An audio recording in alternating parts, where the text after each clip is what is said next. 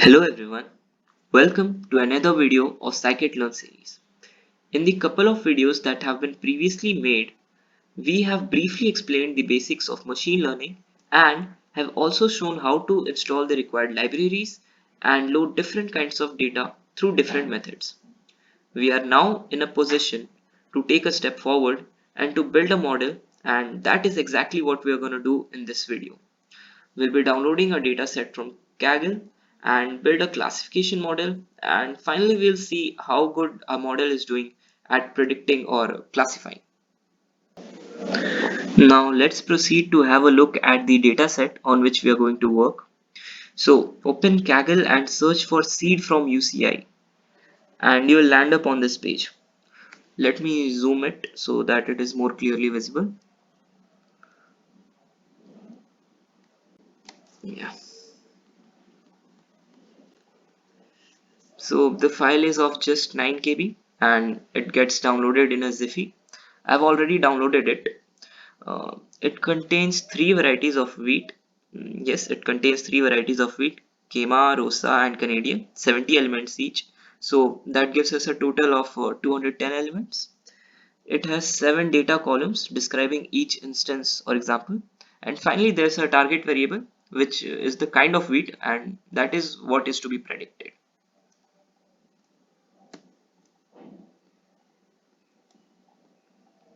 Yep. These are the column headings or the data which describe each instance of a particular wheat. After downloading the file, if you open it through Excel, this is how it will look. As you can see, there are a total of 8 columns, 7 data columns, and finally a target column. And there are a total of 211 rows, and the first one was for heading. So this gives us a total of 210 rows and 8 columns. Now let's head over to Python and get the real work started. First of all, we'll import pandas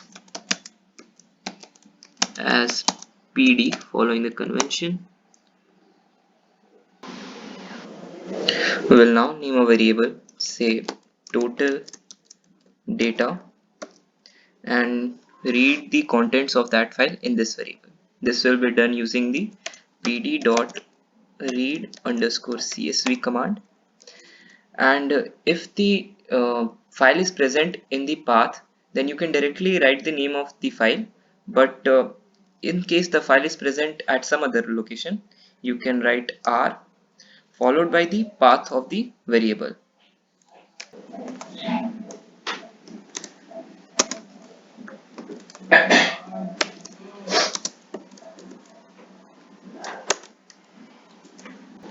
We can reconfirm about the details of the data by using describe command, that is total_data dot describe.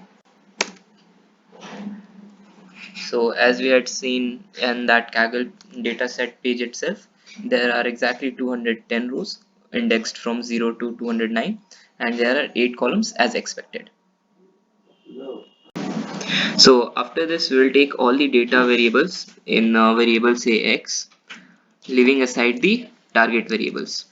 So we'll write x equals to total_data, and then we can use a lock method and use the column names or just drop the last column. But I prefer the ilock method because of its clear-cut indexing.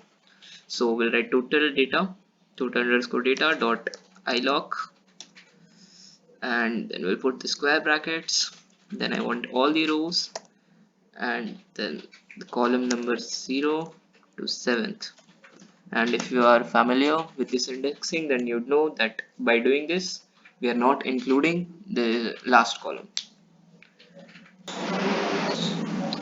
And again, we can get reconfirmed about this selection by typing x.info.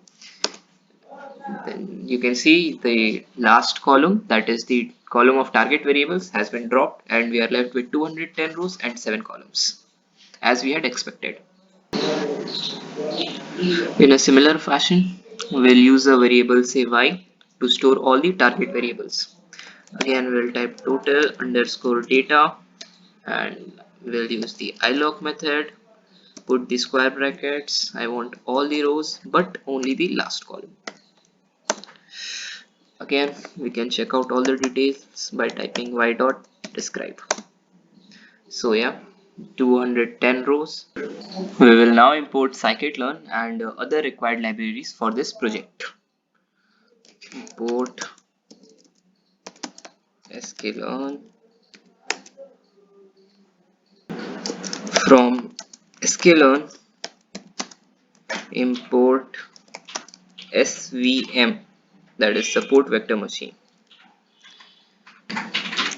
and from sklearn.svm, let's import SVC, that is the support vector classifier. Okay, looks like I messed up the syntax a bit. It will be capital SVC. Yeah, it's good. Before we move ahead and work on the support vector classifier, let's discuss a few terms about it and have a look about what it actually does. So SVC is a classifier and it's of course supervised because we have to supply labeled training data. What it does is that it comes with the best or optimal separating boundary or hyperplane which classifies new unseen examples. The different kinds or categories of data are separated by a clear gap as wide as possible. There are a number of parameters that can be tuned if required, and we'll discuss them too once we train our model later in this video itself. However, for simple datasets like the one we are going to use, the default settings work out to be just fine. As we have already explained about train and test data in previous videos, we'll just partition the current dataset into the ratio specified by us. So from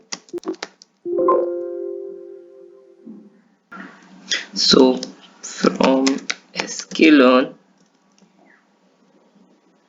dot model selection, will import train test split. Train test split. If no value is supplied, the default ratio is 3:1, that is 75% of data for training and 25% for testing. Also, it's not like the first 25% instances will be used for testing or last 25. The examples are selected randomly.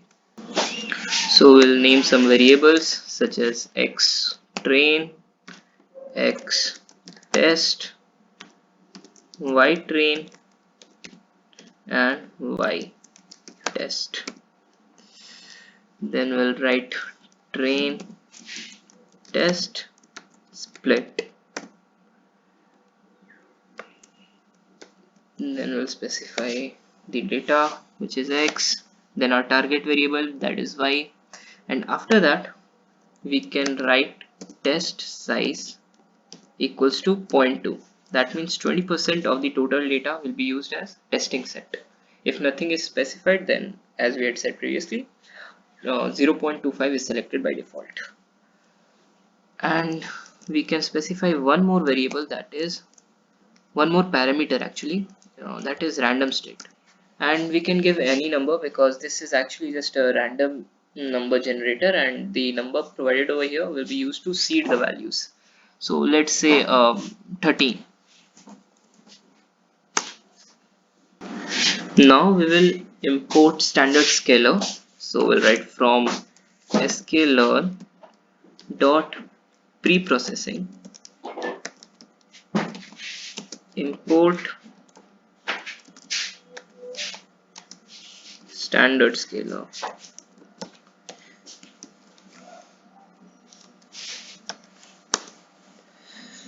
It is always a good practice to scale the data. If you would have paid attention, there were some data which were 0 point something and some were near around 15, 16 or so on. In other data sets, this difference may be even bigger.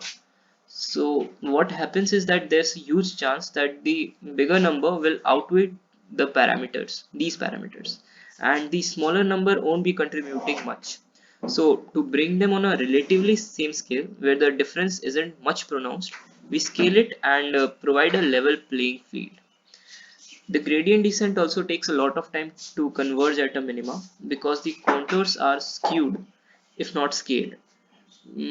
But okay, if we start discussing about that, this video will become too lengthy. Do let us know if you want to cover, if you want gradient descent to be covered in the next video. But for now, let's focus on the implementation. So we'll now write SC equals to standard scalar followed by a couple of brackets. After that, we'll write xtrain is equal to sc dot fit transform xtrain and xtest as just sc dot transform of xtest. Now you must be wondering that why we are using fit transform method in case of train and just the transform method in case of test. So the thing is that we can use both the fit and transform method one after the other, or we can club it together as we have done in the training set. So when we scale the data, we actually apply the mean normalization. So the two parameters that are learned while scaling the training data, the same parameters are used to scale the test data, and hence no fit method is used in case of test data. So let's proceed. Now let's name a variable and call our classifier.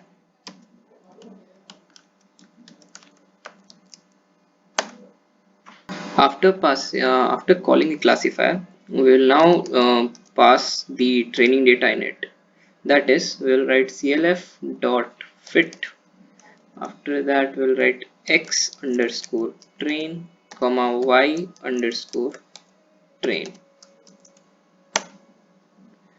There are a lot of parameters, but we'll discuss about the most important ones. So C is the penalty parameter. If C is less, decision boundaries will be smooth, which is desirable, but accuracy won't be that high. If C is more, then overfitting may occur, but accuracy increases. So there's a trade-off.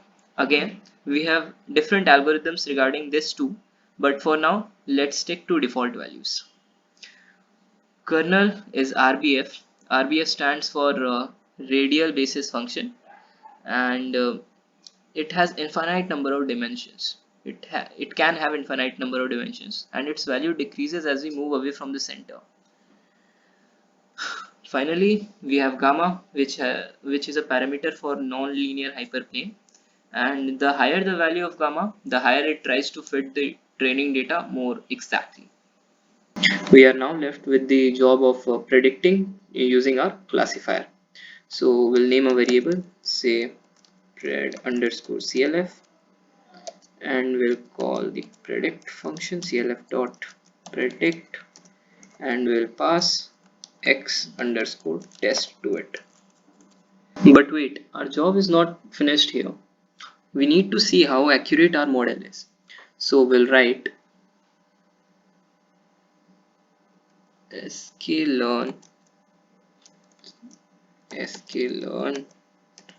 dot metrics dot accuracy underscore, and we will pass y underscore test, that is the what it should have been, and pred underscore clf, that is what has been predicted. So its accuracy level is more than 95%, and hence we can say that our SVM classifier is doing a pretty good job in predicting. If you want to dig further deeper, you can also generate a classification report. For that, you'll have to write sklearn dot metrics dot classification report, and again what it should have been, y underscore test, and what is predicted, pred underscore clf. It was not very readable, so I used the print command, and now you can see that it has all been beautifully formatted in a table format here. Precision is the ability of classifier not to label an instance positive that is actually negative. It is accuracy of positive predictions, and recall is ability of classifier to find all positive instances. It is a fraction of positives that were correctly identified. And F1 score is a harmonic mean of precision and recall. So finally we made a model whose accuracy was more than 95%, and there were quite a few new terms, methods and concepts in this video. If you want to know about any particular topic in detail, or you are unclear about any of the process shown over here, then make sure to leave it as a comment below and we'll try to take it up in the next video. Thank you for your time. This is Abhishek Singh from Programming Knowledge, and check out other videos and subscribe to the channel for more such content. Thank you.